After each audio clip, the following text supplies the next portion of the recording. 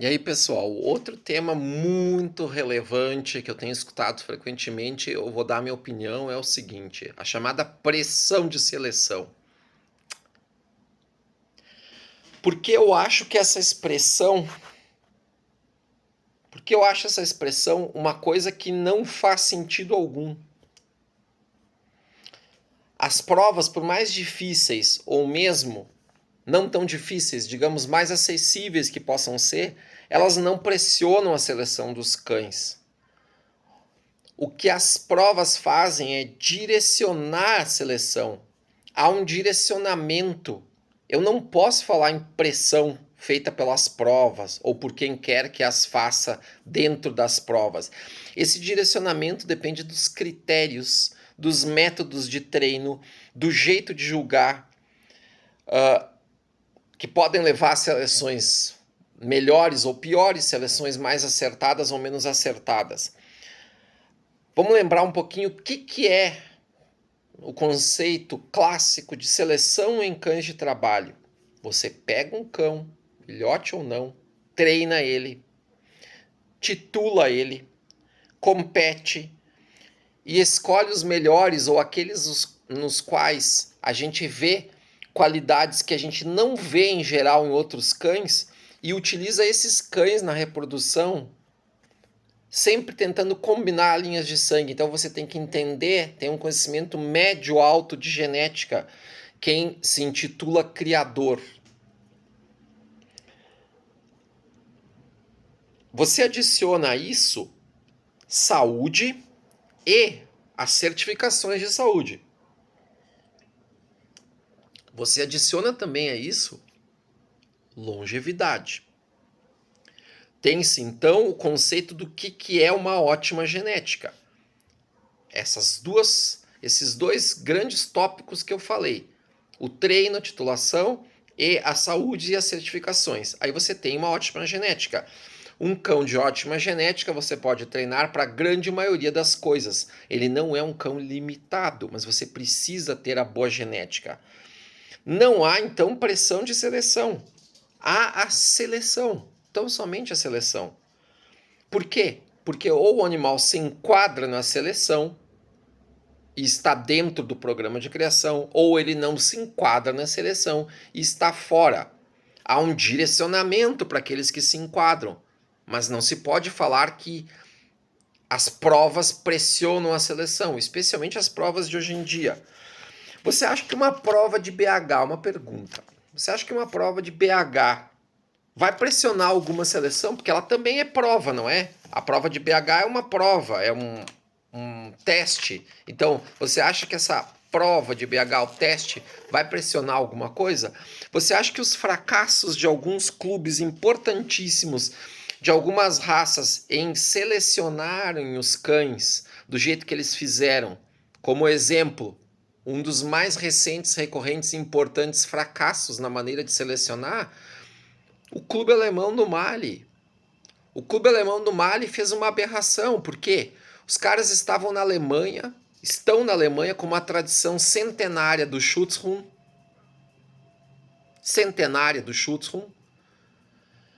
e eles tentaram criar uma coisa híbrida que misturava ring belga, Mondial Ring, um pouco de Schutzhund, a antiga prova do campeonato WPO de cães de polícia, tudo na mesma modalidade com um figurante vestindo bite suit.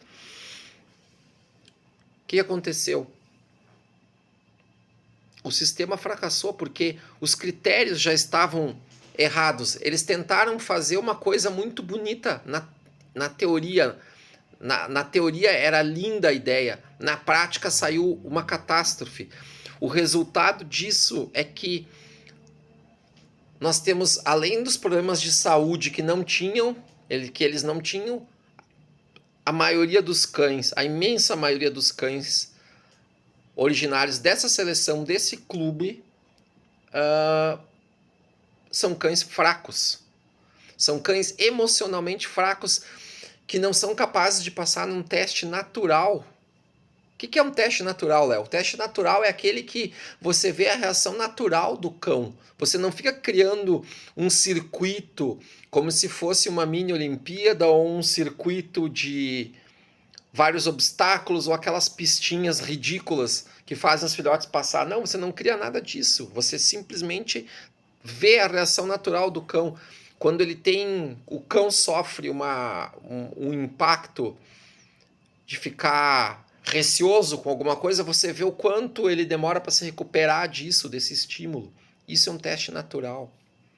E o pessoal lá fracassou feio. Contrataram um professor de genética para fazer combinações nos quais, depois de algumas gerações, simplesmente se reproduziriam os cães como se fossem clones, pseudoclones um do outro. Qual foi o resultado? Além de intensificar problemas de saúde, a seleção ficou muito longe do desejado na prática. Então, por que eu estou falando isso? Você acha que os figurantes que correm muito, tentando imitar o Usain Bolt na fuga, vocês acham que esses figurantes estão pressionando a seleção dos cães para melhorar a técnica, para melhorar a qualidade genética dos cães? Não. Não, porque isso é uma idiotice. Um figurante tentar correr mais rápido que o cachorro na fuga, posicionando às vezes a manga, que o regulamento fala muito bem. O posicionamento deve ser possibilitando uma condição ideal de mordida. Se mantém a manga num ângulo de 90 graus com o braço junto ao corpo, paralelo, no movimento normal do braço, isso já não é condição ideal de mordida. Nem aqui, nem em lugar nenhum. Isso não favorece em nada. Isso tampouco é uma pressão de seleção. Isso é um direcionamento. Direciona quem? Quem treina com o figurante. Direciona outras coisas que deveriam estar no regulamento. O regulamento deveria ser padronizado a tal ponto que não pudesse ser admitida nenhum outro tipo de situação. A fuga poderia ser feita deste jeito ou deste jeito, por exemplo. É assim que se faz. Até aqui é permitido, a partir daqui não mais. Deveria ser assim para evitar esse tipo de coisa, porque não é pressão de seleção. Num tempo antigo, pessoal, onde os cães eram por conta própria, era muito tempo, um período onde os cães eram um mix de pastores que estavam indo. Aquele vídeo que eu conto aqui no meu canal da história do pastor alemão. Os cães estavam indo eram cães de pastoreio que estavam indo para a função militar. Eram cães provenientes ou eram tipos de cães de pastoreio que notavam-se que eles não serviam para o pastoreio, que serviam para outras coisas, ou por serem inteligentes, serviam para as duas coisas, esses três casos. Quando eles estavam direcionando, e os cães, eles viviam por conta própria. Isso várias pessoas antigas na Alemanha e outros países me contaram, porque vivenciaram isso. Pessoas já com 80, 90 anos. Nesse tempo, podia-se pensar em pressão de seleção, porque o ambiente natural era o fator. Hoje em dia, falar isso é uma incompreensão que não nos leva também a uma ideia clara. As regras precisam ser claras. As coisas precisam ser claras. Não pode as provas estarem à mercê de favoritismos, porque isso também não é pressão de seleção, isso é direcionamento. Quando estamos direcionando para alguém ou para os mesmos ganharem, toda a criação de cães de trabalho perde. Quantos competidores bons deixaram aqui o esporte no Brasil nos últimos anos? Por quê? Porque as provas, digamos assim, carecem do chamado espírito esportivo. Se eu vou organizar uma prova, eu não posso competir nela. Se eu tenho o mínimo de ética, o mínimo de respeito e educação pelos outros, eu não vou competir.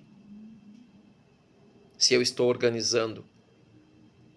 Se eu não vou organizar a prova, terceiros de longe vão organizar a prova, aí eu posso competir. Se eu coloco o figurante que é o meu figurante, ou eu sou o figurante da prova, não é muito ético que o cão que eu treine participe da prova. Então eu não posso ser o figurante. Ou o cão que eu treino não deveria estar participando. Isso eu estou falando do mundo ideal. Isso tudo, nesse contexto, não é pressão de seleção. Não há pressão de seleção. Há direcionamentos.